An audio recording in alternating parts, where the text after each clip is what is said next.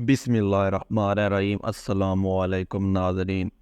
सैयदना रसूल करीम सल्लल्लाहु अलैहि वसल्लम के दादा जनाब अब्दुल मुत्तलिब आप सल्लल्लाहु अलैहि वसल्लम से बहुत ज़्यादा मोहब्बत करते थे। बैतुल्लाह की इस मसनद पर जिस पर जनाब अब्दुल मुत्तलिब के सिवा कोई और ना बैठ सकता था, अगरचे वो उनका कितना ही अजीज़ क्यों ना हो, मगर वो हज़ूर सल्लल्लाहु अलैहि वसल्लम को उस पर बैठने से मना ना किया करते थे, बल्कि बाज़ औक़ात आप सल्लल्लाहु अलैहि वसल्लम को अपने कंधों पर बिठाकर खाना कअबा का तवाफ़ किया करते थे और आप सल्लल्लाहु अलैहि वसल्लम का ख़ास ख्याल रखा करते थे। जब हज़रत अब्दुल मुत्तलिब के विसाल का वक्त करीब आया तो उनको हज़ूर सल्लल्लाहु अलैहि वसल्लम की फ़िक्र दामनकीर हुई। एक रोज़ उन्होंने अपने बेटे हज़रत अबू तालिब को अपने पास बुलाया और फरमाया, ऐ मेरे बेटे, तुम अच्छी तरह जानते हो कि मुझे मोहम्मद सल्लल्लाहु अलैहि वसल्लम बहुत मोहब्बत है।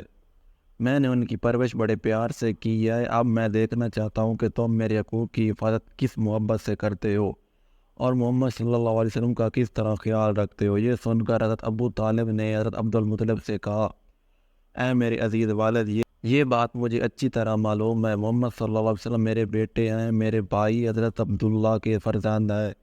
मैं उनका ख्याल अपनी ज़ात और अहल व याल से भी ज़्यादा रखूँगा। चुनांचे जब हज़रत अब्दुल मुत्तलिब विसाल फरमा गए तो हज़ूर अलैहिस्सलातु वस्सलाम हज़रत अबू तालिब की किफ़ालत में आ गए। हज़रत अबू तालिब ने वाक़ई हक़ अदा कर दिया और हर मामले में हज़ूर सल्लल्लाहु अलैहि वसल्लम से मोहब्बत और शफ़क़त रवा रखी। जब हज़रत अबू तालिब ने सफ़र तिजारत का इरादा किया और शाम की तरफ रवाना होने लगी और सामान सफ़र बांधा, उस पर हज़रत अलैहिस्सलातु वस्सलाम ने भी इश्तियाक ज़ाहिर फरमाया और फरमाया, ए अग़ाम मोहतरम, आप मुझे यहाँ ही छोड़ जाएंगे। हज़रत अबू तालिब का दिल भर आया और कहा, खुदा की कसम, मैं ज़रूर आपको साथ ले चलूँगा। आप हरगिज़ मुझसे जुदा ना होंगे और ना मैं कभी आपसे जुदा होऊंगा। चुनांचे हज़रत अबू तालिब ने हज़ूर अलैहिस्सलातु वस्सलाम को अपनी सवारी पर आगे बिठा लिया और ये काफ़िला शाम की तरफ चल पड़ा। जब ये काफ़िला शाम के मकाम बसरा में उतरा तो इस वादी में एक दरख्त के नीचे पड़ाव डाला। इस मकाम के करीब ही एक कलीसा था जिसमें बैरा नामी राहब रहता था। उसके पास एक किताब थी जिसका इल्म उस राहब को था। वो राहब हर रोज़ 3 मरतबा छत पर चढ़ता और देखा करता कि अरब की तरफ से कौन आ रहा है।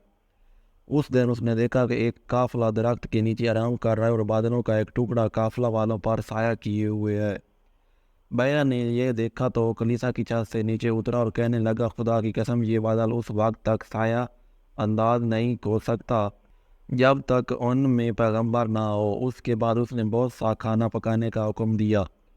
जब खाना तैयार हो गया तो उसने अपने गुलाम को बुलाया और कहा कि काफ़िले में चले जाओ और उन्हें कहो, ऐ गिरोह कुरैश, बहीरा ने तुम्हारे लिए खाना तैयार किया है। उसकी ख्वाहिश है कि तुम सब के सब आओ, ख्वाह तुम में कोई छोटा हो या बड़ा, गुलाम हो या आज़ाद। काफ़िले में से एक आदमी ने कहा, हम तो बहीरा के पास से कई बार पहले भी गुजरे हैं, मगर ऐसा बर्ताव तो वो हमारे साथ कभी नहीं करता।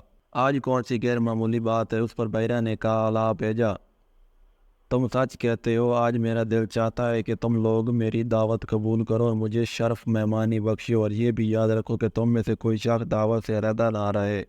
बहीरा राहब के इस पैगाम पर सब के सब उसके पास जमा हो गए, मगर हज़ूर अलैहिस्सलातु वस्सलाम अपनी कम उम्री की सबब काफ़िलों वालों के कजाओं के पास उसी दरख्त के नीचे रह गए। बहीरा फिर छत पर चढ़कर देखने लगा कि कोई बाकी तो नहीं रह गया। उसकी हैरत की इंतहा न रही कि बादल का टुकड़ा अभी तक वहाँ ही है। तो नीचे आकर कहने लगा, ए गिरोह कुरैश, तो वहाँ किसी को छोड़ आए हो। उन्होंने कहा, ए बुजुर्ग, एक लड़का वहाँ छोड़ आए हैं जो उम्र में सबसे छोटा है, इसलिए वो हमारे कुजाओं के पास रह गया है। बहीरा ने कहा, ऐसा ना करो, उसे भी बुलवाओ कि वो इस खाने में तुम सब के साथ शरीक होना चाहिए। चुनांचे बहीरा के कहने पर कुरैश का एक शख्स आप सल्लल्लाहु अलैहि वसल्लम के पास गया और आपको गोद में उठा कर ले आया और उन लोगों के साथ बिठा दिया। बहीरा ने देखा कि अब बादलों का टुकड़ा उसकी अपनी छत पर आ गया है। बहीरा ने खाना पेश किया। जब काफिले वाले खाने से फारिग हुए तो बहीरा कहने लगा, ए लड़के, अल्लाह तो अज़ा की कसम देकर मैं तुझसे कहता हूँ कि जो बात मैं तुझसे पूछूं बताते जाना।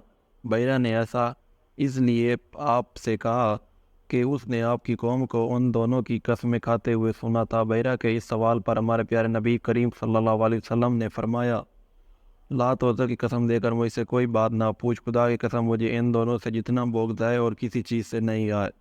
इस पर बहीरा ने आपसे कहा, खुदा की कसम आप मुझे वो बताइए जो मैं आपसे पूछता जाऊँ। آپ نے فرمایا جو تمہیں مناسب معلوم ہو مجھ سے دریافت کرو۔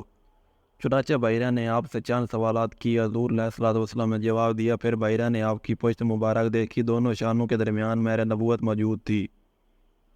جب بحیرہ ان باتوں سے فارغ ہوا تو کہنے لگا، یہ بچہ محمد کس کا بیٹا ہے؟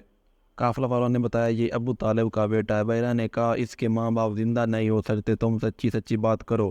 ابو طالب نے بتایا، یہ بچہ میرے بھائی جناب عبداللہ کا بیٹا ہے، یتیم ہے اور میں ہی اس کی پرورش کرتا ہوں۔ بحیرہ نے یہ سن کر کہا، اب تم نے سچ بات کی ہے، اب علیحدہ ہو کر میری بھی ایک بات غور سے سن لو۔